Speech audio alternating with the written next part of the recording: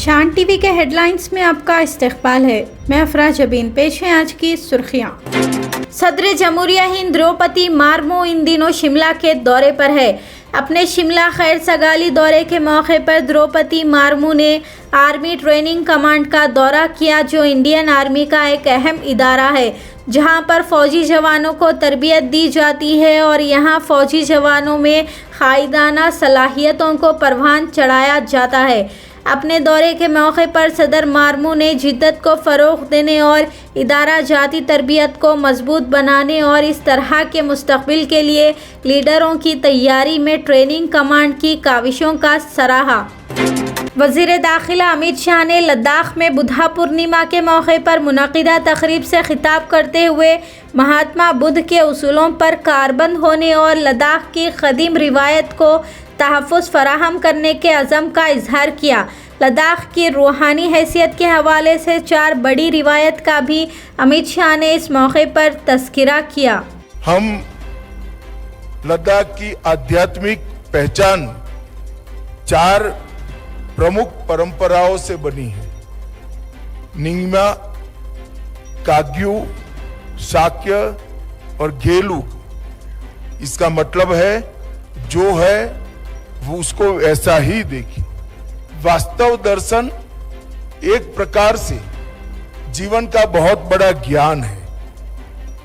दूसरा, गुरु की कृपा और निरंतर आत्मचिंतन ध्यान ही मुक्ति का द्वार है, क्योंकि गुरु की कृपा से ज्ञान प्राप्त तो होता है, परंतु ज्ञान को आत्मसात करने के लिए ध्यान से इसको अपने साथ आत्मसात नहीं करते हैं तो मुक्ति संभव नहीं है। और ज्ञान साधना के बिना अधूरा है और साधना ज्ञान के बिना अंधी होती है। Deputy chief minister Uttar Pradesh Keshav Prasad Maurya ने असेंबली इजलास से खिताब करते हुए सौभाग्य योजना से उत्तर प्रदेश का हर घर रोशन करने का दावा किया है। केशव प्रसाद मौर्य ने उत्तर प्रदेश हुकूमत की कामयाबियों का भी इस मौके पर तफसीली तज़किरा किया। देश में 65 करोड़ से अधिक जनसंख्या के खाते खुले, उसमें आधे से अधिक महिलाओं के खाते खुले जिन्होंने बैंक का मतलब ही नहीं जाना था आजादी के बाद। लेकिन आज हमारी नरेंद्र मोदी जी के नेतृत्व में जब सरकार बनी तो हम दिशा में भी आगे बढ़े। प्रधानमंत्री जी के अगुवाई में ही सौभाग्य योजना है। सौभाग्य योजना में तो देश में तो 2.5 करोड़ ऐसे घर थे। आजादी आ गई, खुशहाली आ गई, गांव में भी बिजली पहुंच गई, लेकिन गरीबों के घर में उसके बाद भी अंधेरा। लेकिन सौभाग्य योजना में आज मैं दावे के साथ विधान परिषद के अंदर आपके माध्यम से कहना चाहता हूं कि उत्तर प्रदेश सहित देश में आज एक भी गरीब का घर ऐसा नहीं होगा जिस घर तक बिजली पहुंचाने का काम सौभाग्य योजना में नहीं किया जा रहा है। समाजवादी पार्टी के रुकने असेंबली डॉक्टर रागिनी ने उत्तर प्रदेश में खवातीन के साथ होने वाले मुजालिम की दास्तान चीफ मिनिस्टर उत्तर प्रदेश योगी आदित्यनाथ की मौजूदगी में सुनाई। असेंबली इजलास के दौरान डॉक्टर रागिनी ने रियासत भर में पेश आने वाले इस्मत रेजी और कत्ल के वाक़यात की तफसीलात पेश करते हुए उत्तर प्रदेश हुकूमत से पूछा कि आप कहाँ थे और अगर कोई मौजूद था तो वो समाजवादी पार्टी और उसके सरबराह अखिलेश यादव भी मौजूद थे। कहाँ थे आप जब लखनऊ में 13 साल की बच्ची जो है उसके साथ सामूहिक बलात्कार? कहाँ थे आप जब गाजियाबाद में 4 साल की बच्ची है उसकी बलात्कार करके हत्या कर दी गई? कहाँ थे आप जब मेरठ में एक दलित माँ को मार दिया और उसकी बेटी को उठा करके ले गए? कहाँ थे आप जब कानपुर में एक 15 साल की बिटिया को उसका यौन शोषण किया जा रहा है? कहाँ थे आप जब बुलंदशहर में आपकी ही पुलिस महिला की इज्जत लूट रही थी? कहाँ थे आप जब घटना हुई हाथरस में, मथुरा में, मेरठ में, सुल्तानपुर में, कासगंज में, कौशाम्बी में, बनारस में, लखीमपुर खीरी में, उन्नाव में और फतेहपुर में बेटियां बर्बाद हो गई? कहाँ थे आप? अगर इन परिवारों को किसी ने मदद पहुंचाई तो समाजवादी पार्टी ने पहुंचाई। अगर वहां कोई पहुंचा तो समाजवादी पार्टी के राष्ट्रीय अध्यक्ष श्री अखिलेश यादव जी को। बुद्धा पूर्णिमा के मौके पर समाजवादी पार्टी के सरबराह अखिलेश यादव ने मुबारकबाद पेश करते हुए नेक तमन्नाओं का इजहार किया। वाज़ेह रहे कि उत्तर प्रदेश में बुद्धा पूर्णिमा के मौके पर बड़े पैमाने पर तकारीब मुनक़िद किए जाते हैं और महात्मा बुद्ध के तालीमात और उसूलों पर कारबंद रहने का अहद भी लिया जाता है। आज के पावन अवसर पर आप सबको बुद्ध पूर्णिमा की बहुत बहुत बधाई और शुभकामनाएं देता हूं। बुद्ध पूर्णिमा की बहुत बहुत बधाई, बहुत बहुत शुभकामनाएं। साथ ही साथ समाजवादी पार्टी के हमारे संगठन के नेता मिठाईलाल भारती जी के सहयोग से हम सब आदरणीय भिक्षुगण मिलने का यहाँ पर मौका मिला है हम लोगों को। चीफ मिनिस्टर रेवंत रेड्डी ने महकमा तालीम के आला अहदेदारों के साथ एक जायजा इजलास तलब करते हुए रियासत में SC, ST और OBC हॉस्टलों के तालीमी मेयार, किताबों और नोटबुक्स की बरवक्त फराहमी, यूनिफॉर्म की दस्तियाबी, दीगर सहूलतों पर मुश्तमिल तफसीलात पर जोर दिया। चीफ मिनिस्टर रेवंत रेड्डी ने कहा कि ये तमाम चीज़ें बच्चों को तालीम पर तवज्जो मरकूज़ करने में मददगार साबित होती है। Young India physical education and sports university के ज़ेरे एहतमाम यंग इंडिया स्पोर्ट्स समिट 2026 का कामयाब इनेकाद अमल में आया।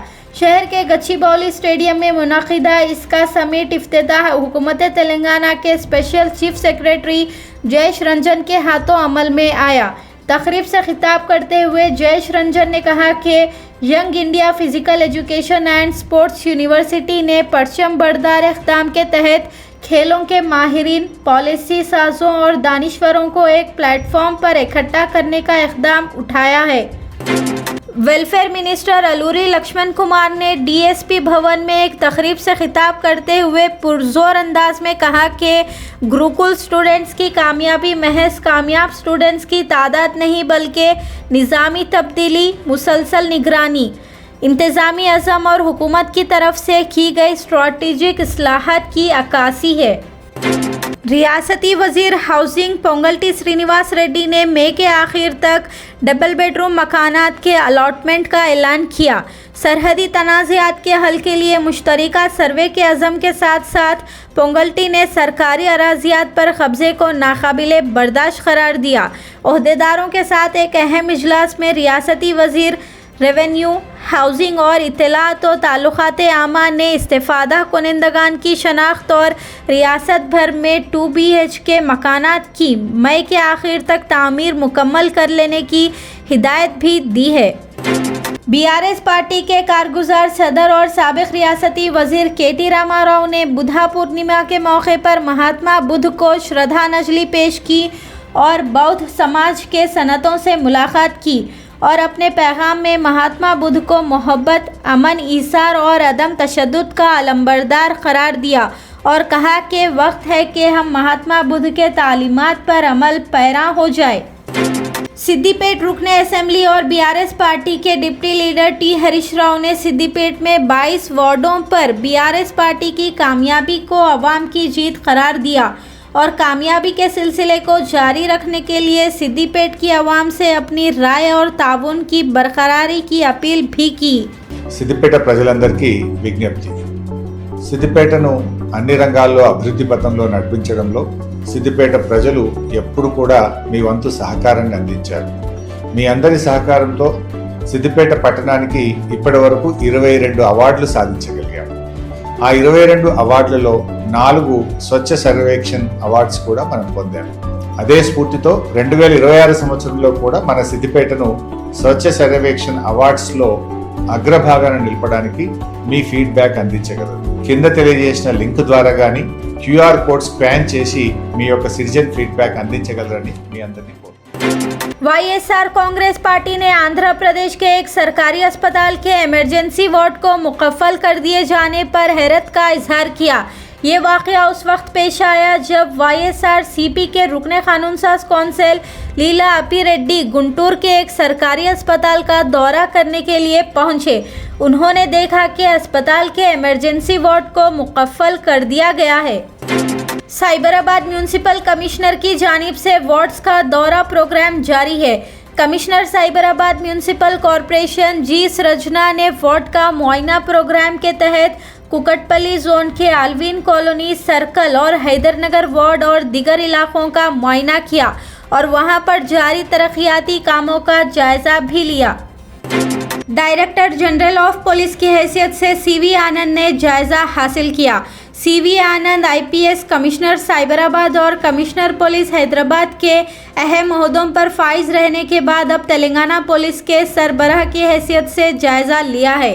के वजीर आला रेवंत रेड्डी साहब और तेलंगाना हुकूमत को मैं शुक्रिया अदा बोलना चाहता हूं, क्योंकि हर आईपीएस ऑफिसर का एक ड्रीम होता है कि